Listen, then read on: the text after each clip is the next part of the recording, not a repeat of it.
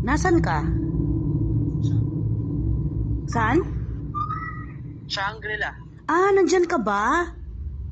Bakit? Nasaan ba kayo? Nasa bahay? Hindi. Kasi nag-message ako sa'yo, di ba?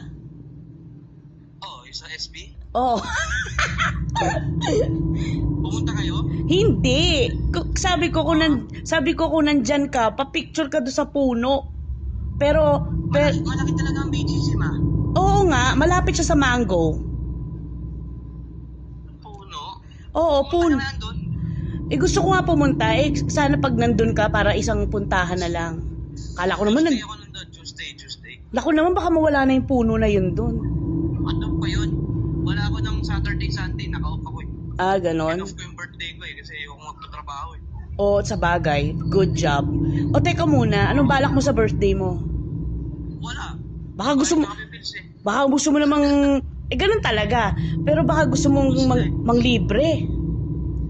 Pag may pera, O, sige. Sana punta mo yung puno, nagawin ko sa puno, ma.